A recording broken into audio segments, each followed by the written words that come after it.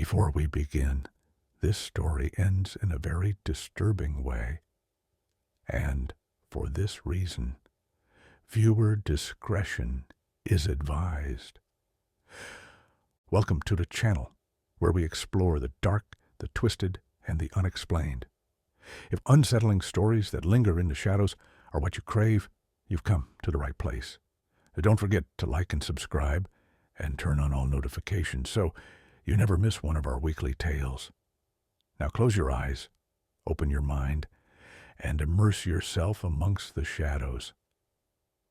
In 1986, Tom Hawks was 39 years old, a father of 2 teenage boys. He had been married to the boys' mother, but the two had divorced, leaving Tom to raise his sons. That same year, while attending a local chili cook-off in Newport Beach, California, Tom found himself scanning the crowd. His eyes landed on a woman he had never seen before. Stunningly beautiful, her presence magnetic. He couldn't take his eyes off her. His stare was intense enough that she eventually noticed, her face flushing as she smiled, bashfully looking away. Tom, ruggedly handsome with a muscular build and a striking mustache, felt a surge of embarrassment. He had been caught, but instead of shrinking away, he decided to approach her.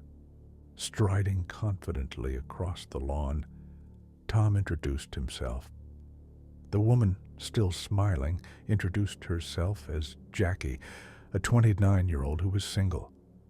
From that moment, there was an instant connection, a spark. They spent the rest of the evening talking, laughing, completely engrossed in each other. It wasn't long before they fell deeply in love, and by 1989, Tom and Jackie were married in a beautiful ceremony, surrounded by 150 of their closest friends and family. Jackie moved in with Tom and his 2 sons, who had come to see her as a second mother. Though their biological mother was still alive, Jackie quickly took on the role of mom in their lives. She embraced it with open arms, having no children of her own. At 22, Jackie had been in a horrific motorcycle accident, which left her unable to have children. Now, raising Tom's sons filled that void. She poured all her love and energy into them, becoming a vital part of their family. Years passed, and in 2002, when the boys had grown and left home, Tom and Jackie faced a bittersweet moment. Their nest was empty. While they missed their sons, they had planned for this transition. They had been diligently saving for years with the dream of retiring early. Their plan? To buy a yacht and sail along the coast of California and Mexico, living a life of freedom on the open water. They weren't wealthy by any means, but they were disciplined, living frugally to make their dream a reality. In 2002, they sold their house in Newport Beach, combining the proceeds with their savings to purchase an older, somewhat weathered yacht. They named it the Well-Deserved, a fitting tribute to the years of hard work that had made this dream possible. The yacht was far from glamorous, but Tom and Jackie adored it. They meticulously cleaned and refurbished it, transforming the vessel into a cozy home on the water. For 2 years, they lived their dream, sailing up and down the coastline, catching sunsets, fishing, and enjoying cocktails as they watched the horizon melt into the sea. It was paradise. But in 2004, everything changed. Their son announced he was expecting his first child, and Tom and Jackie were over the moon. The news of their first grandchild shifted their priorities. They wanted to be close to their family for this new chapter. So, despite their love for the boat, they made the decision to sell it and buy a house on land near their son. In November of that year, they placed an ad in a fishing magazine to sell the Well-Deserved. They listed it for $500,000, and before long, a young couple expressed interest. Tom and Jackie were thrilled. They contacted their sons, excitedly telling them the sale was nearly finalized. But days passed, and their sons heard nothing. Calls to Tom and Jackie went unanswered. Silence, a silence that weighed heavier with each passing day. Tom's brother Jim, a retired police chief, grew concerned. Tom and Jackie were always in touch, and this radio silence was unlike them. Something was wrong. Jim decided to drive to Newport Beach to check on them. He brought a friend with him, and together they went to the dock where the yacht was moored. When they arrived, the well-deserved looked deserted. Jim noticed something odd right away. Lines hanging over the side of the boat, a mess of tarps strewn about. This wasn't like Tom at all. He was meticulous, everything always in its place. Jim began to suspect the worst. He left a note on the boat, hoping to hear from the new owners. Later that day, Jim received a call from a woman named Jennifer DeLeon. She introduced herself as the new owner of the Well-Deserved. She explained that she and her husband, Skylar, had purchased the yacht from Tom and Jackie, but they too were having trouble reaching the couple. Jennifer mentioned that they had found some personal items of Tom and Jackie still on board, and they were eager to return them. According to Jennifer, the last time she and Skylar had seen the couple was when the sale was finalized. They had handed over a suitcase full of cash to Tom and Jackie, watched them drive off, and that was it. She claimed that Tom had talked about moving to Mexico to be closer to his son, who was expecting a child. It seemed plausible.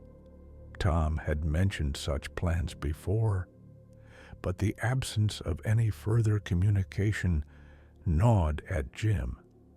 Jim, uneasy, decided to check with a woman named Patricia, who managed Tom and Jackie's finances. They had hired her to handle their bills while they lived on the yacht. When Jim asked her if Tom had deposited the money from the yacht sale, Patricia checked the accounts. Nothing. No large deposit. No signs of any recent activity. The situation was growing more suspicious by the hour. Feeling the weight of an impending tragedy, Jim contacted the Newport Beach Police Department, officially reporting Tom and Jackie missing. The investigation quickly zeroed in on Skylar DeLeon and his wife, Jennifer. Skylar, a former child actor who had appeared as an extra on Power Rangers, had a criminal record. He had spent time in jail for armed robbery. As police dug deeper, they began to uncover unsettling details. Skylar's claim that the yacht sale had gone smoothly began to crumble. Detectives brought Skylar in for questioning. Initially, he stuck to his story. He had paid Tom and Jackie, and they had driven off. But as the pressure mounted, Skylar began to reveal a darker truth. The money he had used to buy the yacht wasn't from his acting career. It was stolen. Skylar confessed to laundering money from a drug kingpin, but insisted he had nothing to do with the Hawks' disappearance.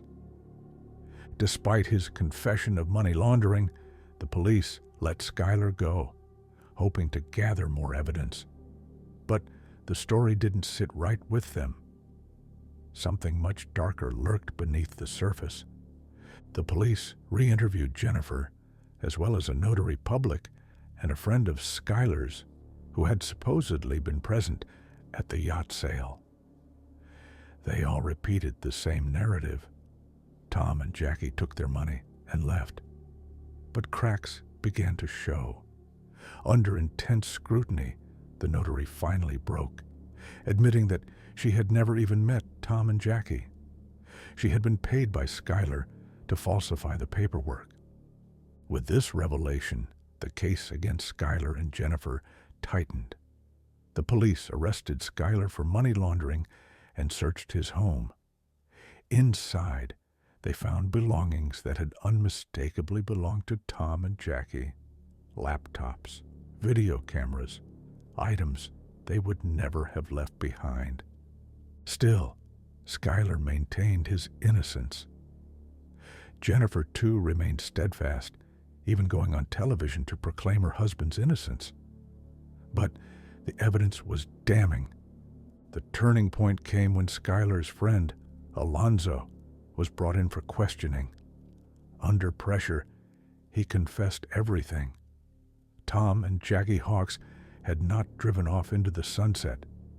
They had been lured onto their beloved yacht by Schuyler, Alonzo, and a third man named John Kennedy, under the pretense of a sea trial.